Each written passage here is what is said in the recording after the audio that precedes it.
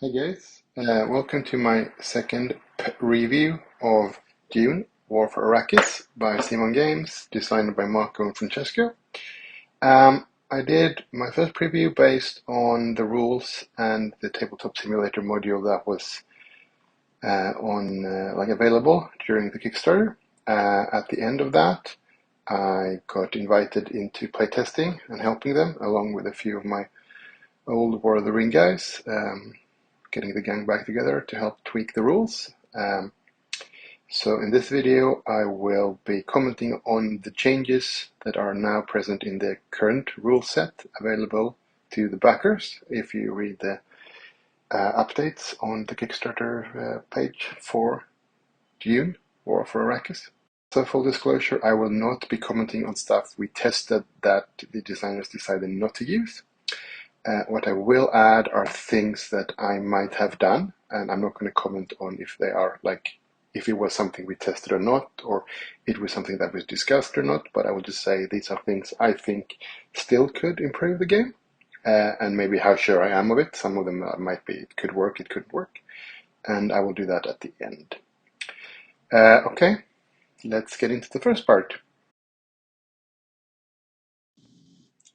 So the action dice were a bit problematic in the original version of the rules because if you had some really bad rolls, like you're not rolling any results at all, and as the traders player not rolling the wild result as well, could give your opponent like a very important head start. And due to the fewer number of turns you played, that could tilt the game very easily, very early. It wouldn't happen a lot of the time because dice used to roll the average results, and sometimes they don't. But it could be enough to make the game not fun if you're on the bad end of the dice variation. So there were more people than me that said this as well. And the current version of the rules say that you have a limited number you can get of one specific result instead of the old freak dice result rule, which means that if you fill those slots, I think it's 3 for the Harkonnen player and 2 for the Atreides player, anyone in excess you can flip into any other result, as long as it's one of the results you have the fewest of. And coupled with the fact that the Atreides has one one face of the die that is a wild result, this doesn't make sure, it can still happen, because you only roll 4 dice as the Atreides player, so you could potentially roll 4 dice, 2 results of one kind that you don't really need, like 2 mentat, 2 results, which could be move troops and leaders and stuff, but not recruit. It's called deploy now. But it won't happen as often.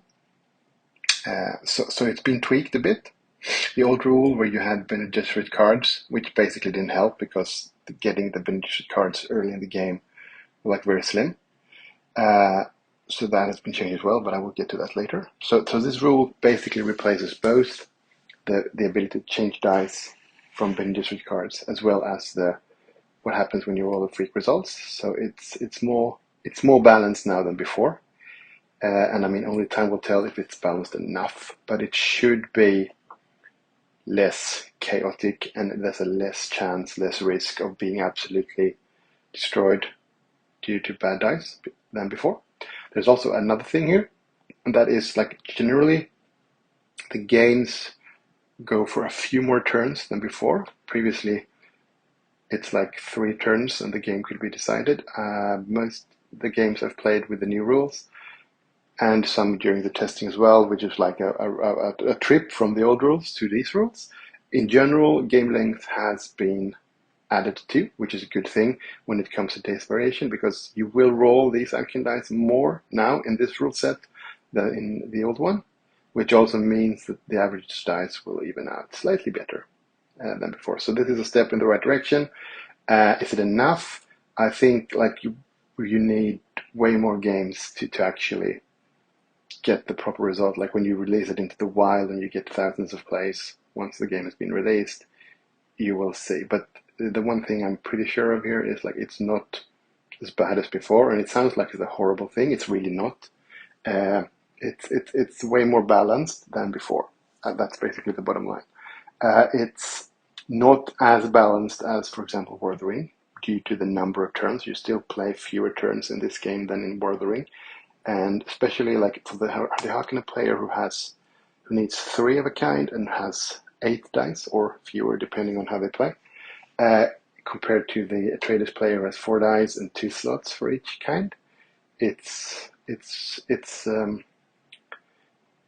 will still happen that you get some really bad results in the first round and your opponent gets super good results, and the military aspect of the game might swing this in favor of the Harkonnen player.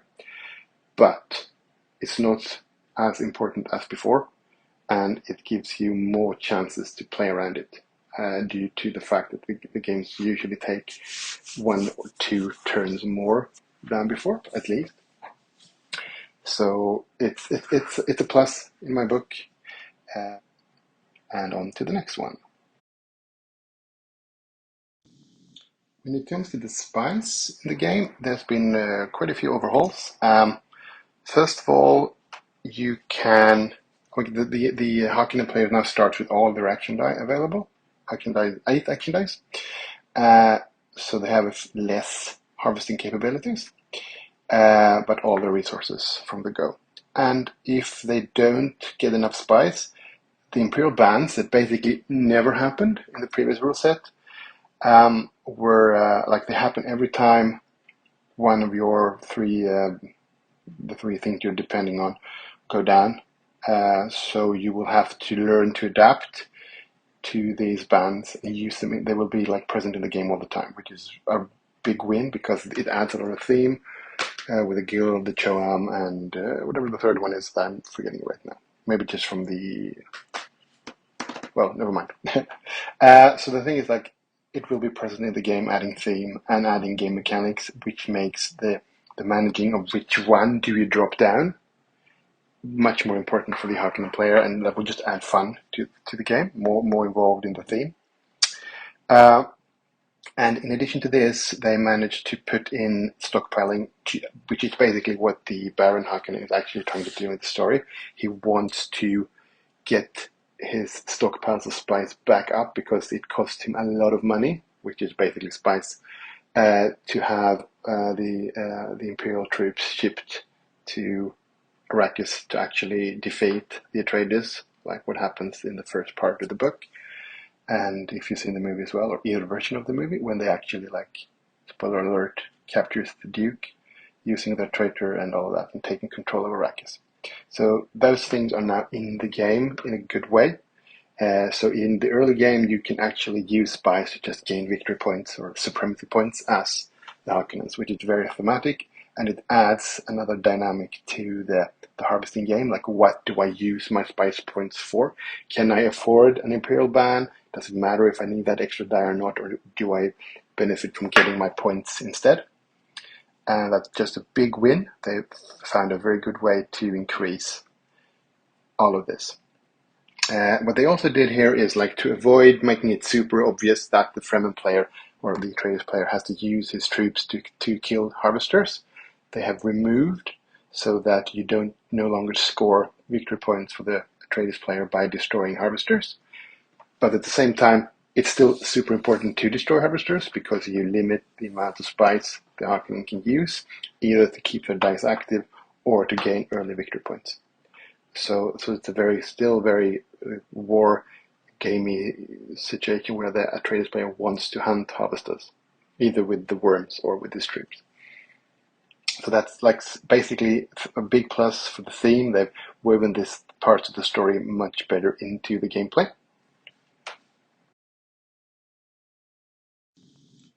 When it comes to the combat, it's been tweaked a bit to, well, let's see what they've achieved. So first of all, you still can add a card from your hand to add to the number of dice, up to the maximum allowed of 6.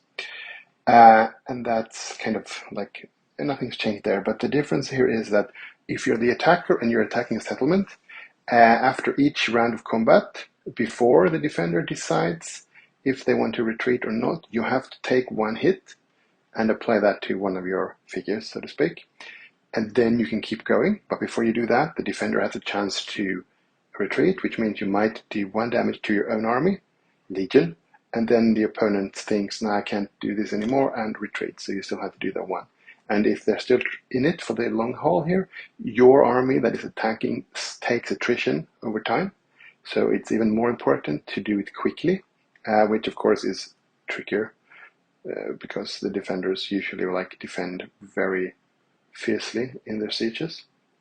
So combat has been tweaked slightly, and it is kind of like before, in the old rule set, most combats were, I wouldn't say decided before the dice were rolled, because dice are always dice, but the Harkonnen player would never attack unless they knew they had overwhelming numbers, and it would be like insanely freaky dice to stop them.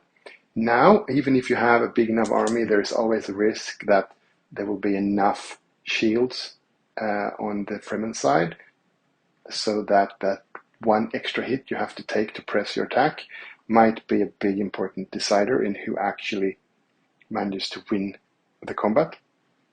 So that's an improvement, because it adds slightly more risk to the Harkonnen's plans. Like, they need to think more than like, I'm going to take one siege and then I don't care, and then I'm going to take the next one, and so on. So it's because then there might be a need to have, like for the very heavily defended sieges, you might need a backup army standing by, like to be thrown into the fray with an ornithopter or something in case something goes bad. So you have to plan a bit for it.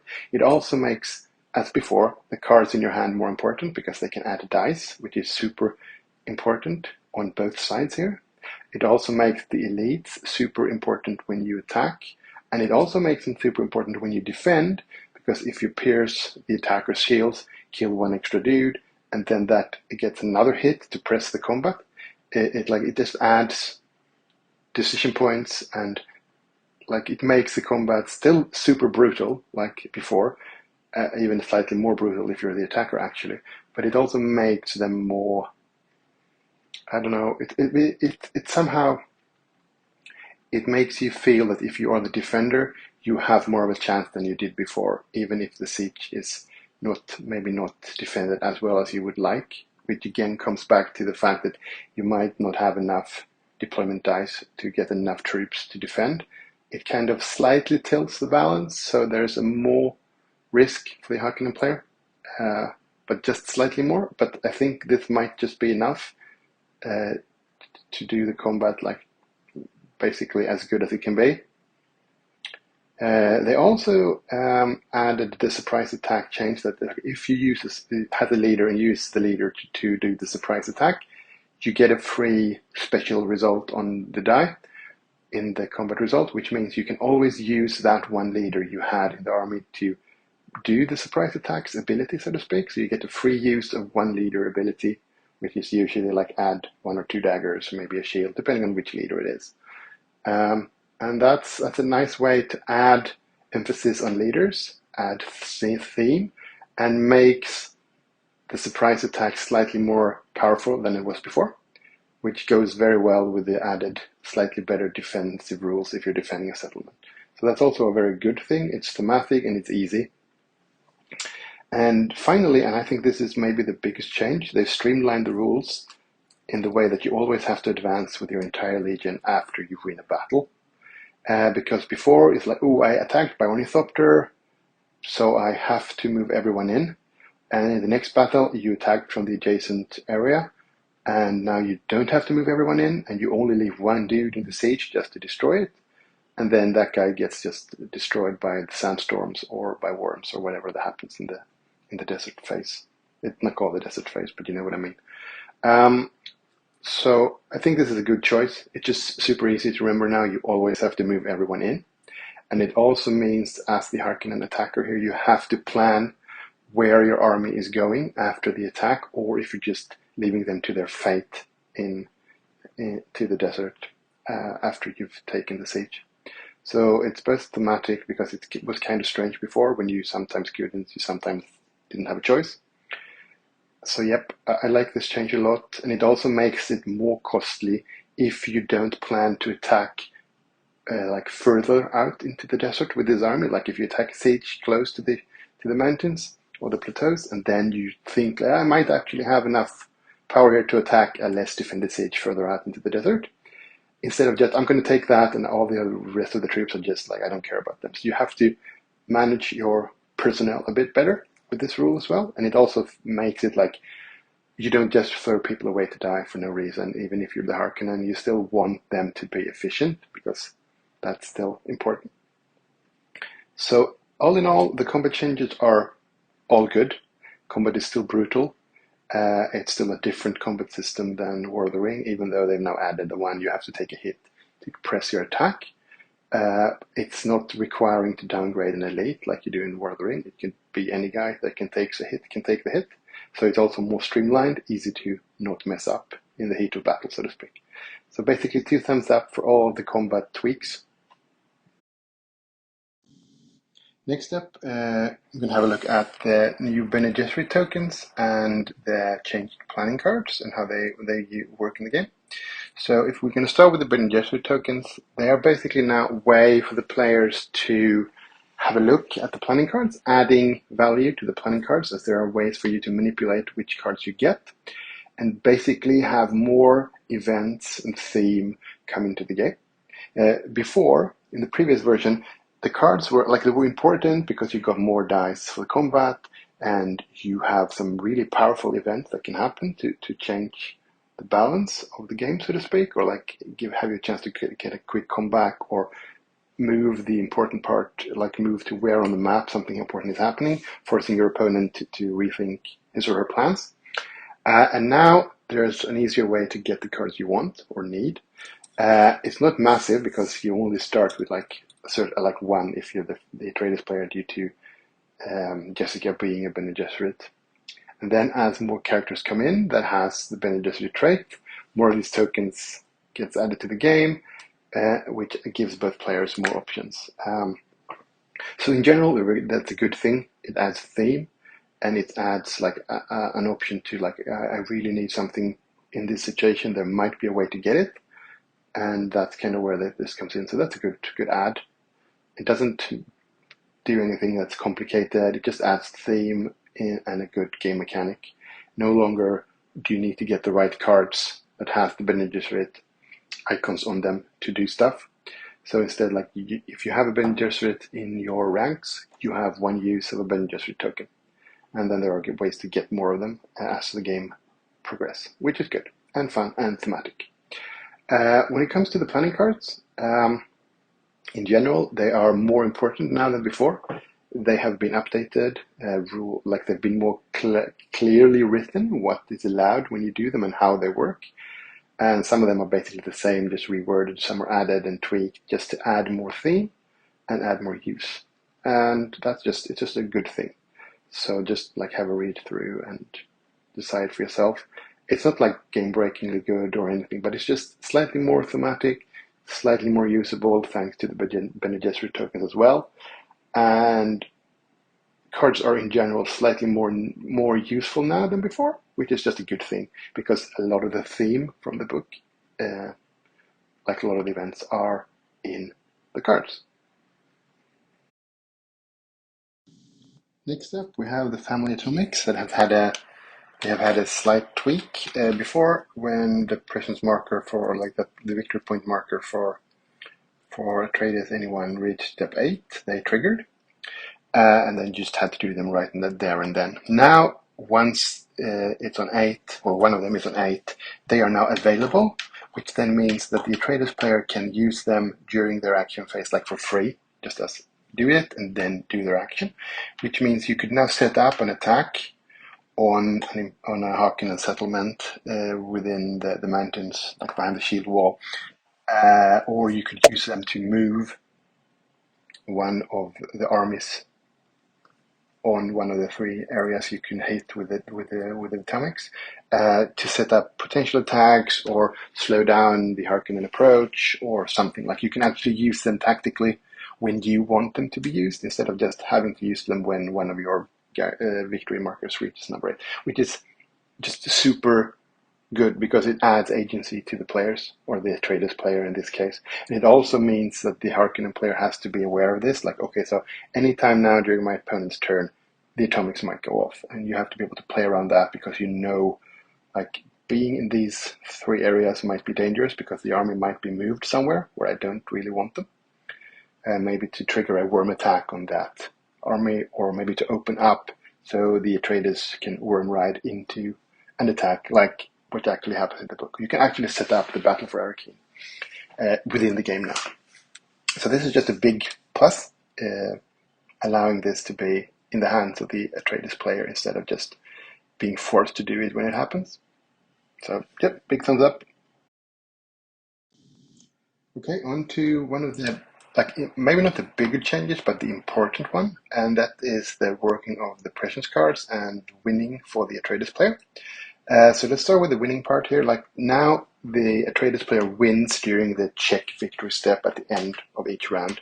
So you don't just basically win mid-game turn by getting the correct number of prescience points on your track, which gives the Harkonnen player a slightly more like a chance to catch up. Because one of the big I don't know, complaints, worries, was like that the Harkonnen player has very little counterplay to the prescience cards. But however, like first of all, the prescience cards have been reworked. They give slightly more points, but they are slightly more difficult to actually do. Well, some of them are the same, but some of the really easy ones have been tweaked to be slightly more difficult to do. And you can only do 2 each turn as the Atreides player. So there's no more like there's going to be 3 cards, and 2 of them basically require almost the same thing to achieve, and you can't score them all. So that's also like a tweak to do this. And to counter that, you can't win like at once as well as the Atreides player. You can only do 2 cards, and you have to win at the end of each turn. And now, like, the thing here is, like, both players are at the same disadvantages here. Like, no one knows the prescience cards. You get them to see them, and then you have this turn to react to them. If this is good or bad, some people might still think that, like, as the Harkonnen player, I really don't care about the prescience cards. I just play my military game and hope the prescience cards are something I can stop as they show up. But then, like, the Atreides player will say the same. Like, yeah, I don't know what's coming, but once I see them, hopefully I have stuff in position. So here it's important to know what cards there are in the deck, as I also spoke about in my previous article here, or my preview. It's like I know that I need Jessica and Paul to be on the board to achieve a lot of these things, which means I don't take them back at the end of the turn. I make sure they're on the table, or like on the map. On the game board is the word I'm looking for here, and stuff like that. So it's important, even when you're a new player, like, have a look at what's in the prescience deck, so you can, like, know there are some things you have to do to make them achievable. Because getting Jessica or Paul on the board and then do the stuff that the prescience cards need, it's going to take a lot of your actions, and you don't have that many actions every turn. So you have to know this. There's not much more to say, but this is a big change in how the game plays, as in that you don't win immediately longer as the Atreides player. You have to make sure you're not destroyed militarily until the end of the turn. Some people will think this is great. Some people will probably still feel like I want more counterplay as the Harkonnen player, or maybe as the Atreides player, I want more control over my prescience cards. And I'll get back to that later in my closing comments, as there are ways to do that. But this way is, I think, I'm not going to say this is why, because I don't know, but I'm guessing this way it's equal. Neither player knows what's coming. All each player can do is like make sure they know what's in the prescience deck. So they know, and they can prepare for this might happen, this might happen, this might be required. But then they get to see them at the same time and try to do their best to solve the puzzle that the game creates, so to speak.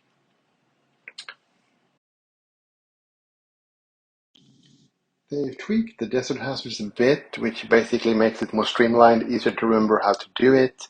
And basically it's like you roll the same number of dice, but the special result now tells you, if depending on where you are, it adds 0, 1, or 2 damage. It's like if you're on the plateaus, if you're in the desert, or if you're in the deep desert. So it's just basically easier to use, more streamlined, less risk to mess stuff up, and it doesn't do a big change to the final results, but it's a nice tweak. It's streamlined, it's easier, all good. Then we come to the characters, which have been tweaked a bit. Main things are like some of the ones that weren't used in the single or the two-player game before, like the Emperor and Gaius, the Reverend Mother of the Bene Gesserit. They are now used in even the two-player game, and they come in replacing certain characters, and also like Thufir Halfwhat have been tweaked to more reflect how he is in the story, which means he is on the Harkonnen's side, but he's actually plotting against them, which means his card clogs up your hand until you have enough of them, when you can get rid of him, and then he's replaced by, I think it's Mam Moyam, right? It's not the Emperor for him. So it's just more thematic, more fun, and there's like a benefit to having him early, and then you want to get rid of him and replace him because you also get Bene Gesserit tokens with the Reverend Mother. So it just adds theme, and it adds use of the components that are in the box. Like having a character only available in the more than two-player game, it seems like a waste when you can have them in this rich thematic world.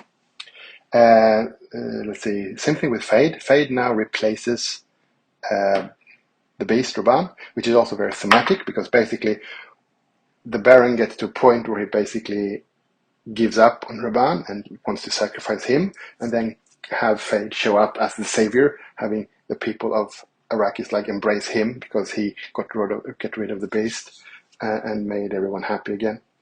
And the Duke sees Fade out as his heir. He's grooming him to become his heir. And they've also got rid of the stupid Fade rule. They're giving him a new combat ability, a new ability, which makes him move and attack, which makes him very good if he's on the board, and he's also very good special results on the combat die. So Fade is more thematically fun to use. He's more thematically used in the way he enters the game, and he's just like, yep, all good. Got rid of the old rule, which was just bad.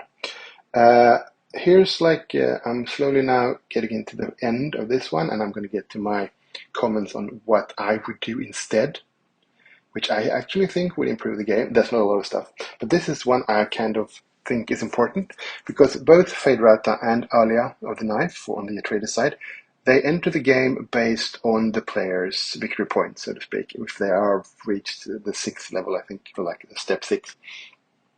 Which means if you're very fast to getting 6 points as the Harkonnen player, you can replace Beast Raban with Feyd-Rautha, and I would say Fade is better than the Beast. Same thing, you just want to get to 6 to get Alia into the game as quick as possible as the Atreides player. And I'm not saying it is, but it could be like a win more situation. So like if you're already quick to get that, you get a better character in, or you get a new character in. And Alia also adds the Bene Gesserit tokens, which are like a good way to try to find the important cards. So there's a risk that this might be a win more situation. And I would probably try out switching it so that if you're the Harkonnen player, you can bring in Fade if the Atreides gets to 6. And if you're the Atreides player, if the Harkonnen gets to 6, you can bring in Alia as a catch-up mechanic instead. We all know the turtle shells in Mario Kart, right? You don't get the good ones if you're in the lead. Kind of the same thing here. Just to make it like not risking a winning more situation, in case you get good dice, get quickly to 6, get the better character in, or get the Bene Gesserit token in. So switch those up. I think that would be good for the game in general. Just if there is a risk of a runaway victory or a win more situation, you just get rid of it by switching, like you're depending on your opponent's victory track's advancement, not your own. And so that's basically the thing with Fade and Alia. What else would I change? Well, there's this one main issue that is a big thematic thing. And it's like the Prescience cards that show up every turn. There are 3 of them. No one knows what they are. Adapt, try to win and score points, or score points and win. What if the Atreides player, which are basically Paul Atreides, who is able to see the future, what if he could look at them in advance? Maybe let the Atreides player have a look at, maybe, like once you've placed the 3, you could maybe have an ability to let him like flip his card so he is used, to look at the top card of the next draw, so you know what's coming. I mean, this could be more strong. You could look at 2 cards, you could look at 3 cards, or you could look at 1, and if you don't like it, you can put it at the bottom of the Prescience deck. It's kind of a thematic way of bringing Paul's ability to choose which futures to go for more thematic, and it adds a lot of theme and a lot of options to actually try to achieve the Prescience cards. That's coming, because as I said before, if you don't know what's in the deck, some of them might be unobtainable because, oh, I didn't know I needed my guy on the map, or oh, I could do this, so you haven't prepared for it, which you will learn by playing the game, of course, but it's still nice to know what you're supposed to do beforehand. So this is a way you could thematically have Paul pick the future he wants, so to speak, which is kind of what he's doing in the book, or maybe not trying to do the one he wants, but basically trying to avoid the ones he don't want, which, of course, in the end, spoiler alert, he fails miserably at anyway. But that's a different point. So that's like the counterpoint to this would be, well, that gives the Harkonnen player even less interactivity with the Prescience track. Yes, I agree. There are, of course, that. But then there's nothing that says you couldn't have some kind of ability mirroring this on the Harkonnen side. Maybe the Reverend Mother Gaius Helen Moyhan could do something like the same. Or you could come up with something else that kind of prevents Paul from doing this. Well, like if you could have him in the tanks because you hit him with a Hunter Seeker or something, like, of course you would stop it. But I think it adds theme, but it also adds complexity, and it might like increase the Harkonnen player's feeling of not having counterplay to the Prescience deck. So I understand like that you don't have this kind of mechanic, because sometimes you have to realize gameplay trumps theme, because if the game is bad, it doesn't matter how much theme there is into it. But I don't think this would destroy it, because you could tweak how many cards the Fremen player can see, or the Trader's player can look at. It could be 1, it could be 2, it could be 3. And there could be counterplay depending on what the Harkonnen do. But like maybe 1, just that's the way it works, and gives the Trader's player the ability to set up stuff for the coming turn. Some kind of rule like that would have been nice. But I can also understand why it's not there, because, as previously mentioned, a lot, interactivity between the Harkonnen player and the Prescience cards is very limited. And I think that's the one, like if I have to pick out one thing that I don't really, really like about this game, which is like it's unfair because there are so many things I really like, and everything has basically become better with this rule set, it's that is the one main thing, like the interactivity between the Harkonnen player and the Prescience deck. But so to speak, it might not even be needed. It's like it's just one of the things that in War of the Ring you can decide to hunt the Fellowship, but like in this game you can't really. The only way you can do it is like hunting the characters by trying to like attack the armies they're in. But the Fremen player or the Atreides player can like prevent this by just putting him or her, like Paul or Jessica usually, somewhere where they can't be reached. So it's not as interactive as in War of the Ring, and that's probably the one complaint issue that people will have with this rule set, just as much as they did with the previous one. Maybe not as much, because it's even, like the Fremen player doesn't know what cards are coming either. But there could be a way to tweak that, to make that more thematic for the Atreides player. However, at the risk of making the Harkonnen player even less involved in the Prescience cards. So I've been rambling about this now because it's super tricky, because I'm a theme guy. I would really love something like let Paul look at the top card of the Prescience deck for the next turn. So he knows 1 of the 3 cards.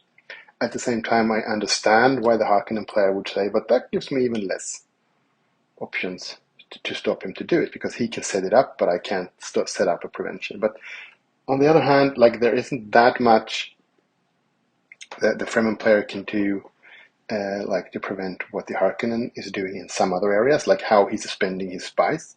The Harkonnen, like the Fremen player can limit the spice by hunting Harvester and stuff, but like they're still just to a certain limit, because he's very limited by the dice. So this is like an area we'll see. There might be more updates to the rules. It still says a work in progress on the PDF, so I'm not absolutely sure if it's 100% set in stone yet or not. But basically, it's 9 out of 10 in improvement here. So I'm really happy what they have done. I don't agree with everything, but that's the nature of it. Like the designers, they know more of the intricate balances, and they've been involved with it for way longer than me, so they probably see stuff I don't when I argue for something like right now that this would be good or not. But yeah, that's the end of this video, and thanks a lot if you stayed all the way to now. And hopefully this game will be, I mean, I know after this rule set it's just better than the previous one. So yeah, I hope you enjoyed this. Thanks a lot, guys.